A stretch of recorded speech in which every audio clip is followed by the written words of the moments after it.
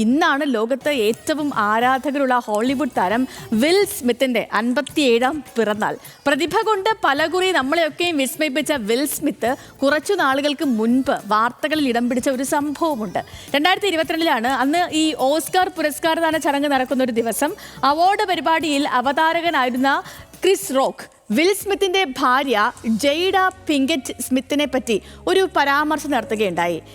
Alopecia എന്ന രോഗത്തിൻ്റെ ഭാഗമായി അവരുടെ മുടിയെല്ലാം കൊഴിഞ്ഞു പോയിരുന്ന സമയമാണ്. അപ്പോൾ അതിനെ ക്രിസ് റോക്ക് കളിയാക്കിയപ്പോൾ വിൽ സ്മിത്തിന് അത് ഒട്ടും സഹിക്കാൻ പറ്റിയില്ല.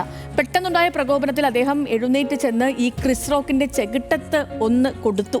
ആ അടിയുടെ ആഘാതത്തിൽ ഏറെക്കാൾ കറുത്ത വർഗ്ഗക്കാരനായ ക്രിസ് റോക്കിനെ സംബന്ധിച്ച് അതൊരു അവഹേളത്തിൻ്റെയും അതേപോലെ അധിക്ഷേപത്തിൻ്റെയും ഒക്കെ വേദനയായിരുന്നു. അന്ന് വൈകിട്ടത്തെ അവാർഡ് പ്രഖ്യാപനത്തിൽ വിൽ സ്മിത്ത് മികച്ച നടനായി തിരഞ്ഞെടുക്കപ്പെട്ടു. ആകെ അവിശ്വസനീയമായ സംഭവ വികാസങ്ങളായിരുന്നു അതൊക്കെ. പക്ഷേ ഈ അവാർഡ് കൈപ്പറ്റുമ്പോൾ വിൽ സ്മിത്ത് നിർത്താതെ കരയുന്നുണ്ടായിരുന്നു. താൻ കുറച്ചു മുൻപ് ചെയ്തു പോയ തെറ്റിനെക്കുറിച്ച് ഓർത്ത് അദ്ദേഹം നിരുപാധികം മാപ്പ് ചോദിച്ചു പശ്ചാത്തപിച്ചു. തൻ്റെ പ്രവൃത്തിയെ ഒരു തരത്തിലും ന്യായീകരിക്കാൻ താൻ ശ്രമിച്ചിട്ടില്ല. ക്രിസിനോട് മാപ്പ് ചോദിച്ചുകൊണ്ട് പിറ്റേന്ന് വിൽ സ്മിത്ത് ഇൻസ്റ്റഗ്രാമിൽ കുറിച്ചത് ഇങ്ങനെയാണ്: ഏതൊരു തരത്തിലുള്ള അക്രമ പ്രവർത്തികളും മാപ്പർഹിക്കുന്നതേയില്ല. ജീവിതത്തിൽ ഞാൻ എൻ്റെ ആദർശങ്ങൾക്കൊത്ത് ഉയർന്നിട്ടില്ല. എനിക്ക് എന്നോട് തന്നെ ലജ്ജ തോന്നുകയാണ്. I am a work in progress. Will സ്മിത്തിന്റെ ആ ക്ഷമാപണം അന്ന് പലരുടെയും ഹൃദയത്തെ തൊട്ടതാണ്. ശരിക്കും പറഞ്ഞാൽ നമ്മളെല്ലാവരും ഇതുപോലെ ഒരു വർക്കിംഗ് പ്രോഗ്രസ് അവസ്ഥയിലുള്ളവരല്ലേ. എത്രയൊക്കെ ആന്തരിക വളർച്ച ഉണ്ടായാലും അത് ഉണ്ടെന്ന് തോന്നിയാലും എപ്പോഴെങ്കിലും ഒരു വീഴ്ചയും കുറവൊക്കെ സംഭവിക്കാത്ത ഒരു മനുഷ്യനും ഉണ്ടാവില്ല. അപ്പോൾ വെല്ലുവിളികളൊക്കെ അഭിമുഖീകരിക്കേണ്ടി വരുന്നത് വരെ സകലതും ഓക്കെയാണ്, മനുഷ്യരാണ്.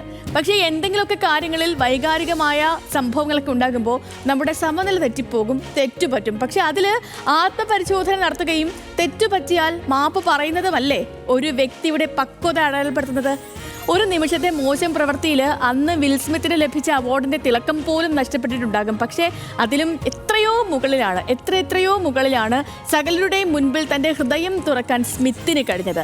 ആ വിനയവും പശ്ചാത്താപവും അല്ലേ ശരിക്കും സ്മിത്തിന് ലഭിക്കാവുന്ന ഏറ്റവും വലിയ അവാർഡ്. വിൽ സ്മിത്തിൻ്റെ അനുഭവം നമ്മളെയൊക്കെ ഓർമ്മിപ്പിക്കുന്നത് ആൻ ഫ്രാങ്കിൻ്റെ ഒരു വരിയാണ്.